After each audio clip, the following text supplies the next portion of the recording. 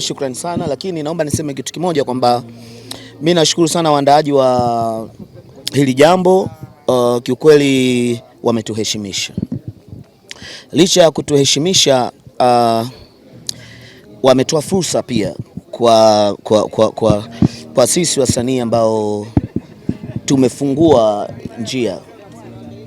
Mimi binafsi nipo Mwanza huu mwezi na wiki moja, na niko huku kanda ya Ziwa, labda niseme nipo huku ni kwa ajili ya hii show, na nipo huku kwenye kupiga kila mkoa ambao upo kanda ya Ziwa, yani kila mkoa ambao upo kanda ya Ziwa. Nimepiga Tarime, nimepiga Kahama, nimepiga Bunda, naenda kupiga Geita kesho kutwa, narudi hapa, alafu tena naenda show nyingine pale Nzega. Yani kiukweli kipato nilichokipata ni hela niliyotengeneza huku, siwezi kuizungumza, lakini napenda kuwashukuru kwa sababu wamenifungulia wao. Na maana bila wao pia kuniambia tutakuja huku, pengine mimi nisingepata nafasi ya kurudi huku, kuja huku tena Mwanza ama kanda ya Ziwa kufanya. Lakini pia imekuwa event ya kwanza kubeba mpaka waandishi katika ndege. Hii haijawahi kutokea. Yani ndege moja imejaa wanamuziki, waandaaji, mpaka waandishi wa habari.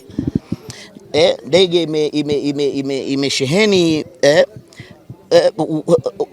watu ambao wapo wanakuja kufanya kazi kwenye miaka 30. Imagine watu zaidi ya 100 na watu 100 zaidi na 20. Yes, 120. Kwa hiyo kiukweli kuna watu walikuwa wanachukulia ili swala hii issue ni ndogo sana. Mwanzo kabisa kipindi ndo tunaanza, mimi si mmoja wa waandaaji, lakini nipo na ukaribu na mmoja kati ya watu wawili ambao labda sema ni wasanii wenzangu, wao pia ni waandaaji. Kwa hiyo tangu mwanzo wanaanza na waona kuna watu walikuwa wanachukulia hii show ni ndogo sana, na matokeo yake sasa hivi imekuwa ni kubwa kiasi kwamba kila mmoja anatamani pia kuwepo kwenye hili swala la hii show yetu.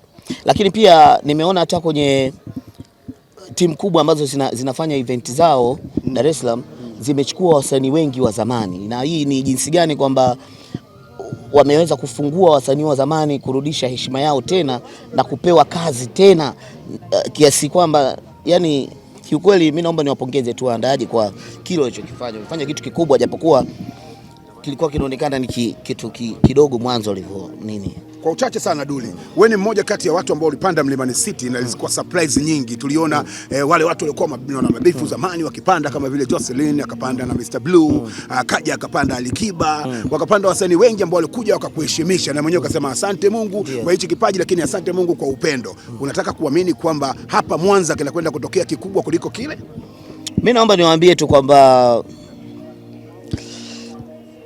watu wa sheheni, yani watu waje wa kutosha pale, alafu wataona hizo surprise ambazo mimi nimewatayarishia. Unajua mimi napenda kuwapa burudani wana fans wangu. Kwa hiyo waje wataona vile mimi ninachoenda kufanya pale inshallah. Japokuwa kuna watu ambao wamefanyia kufanya show nzuri zaidi yangu, naamini kabisa hilo. Yani kuna watu wamepania kufanya kitu kikubwa zaidi yangu, na mimi nisitegemee nitaenda pale kufanya kitu kikubwa, hapana. Kuna watu wenyewe wameamua kufanya kitu. Naomba tu wanakanda ya Ziwa wasogee pale hii tarehe 8 waje washuhudie ukubwa wa wasanii wa zamani wafungua njia. Yes. Asante. Hello Tanzania, tunajua unajiuliza utafikaje katika ofisi zetu za Pars Vision Cargo. Tunapatikana Dar es Salaam, barabara ya Lumumba, jengo la ushirika Tower, floor namba 8.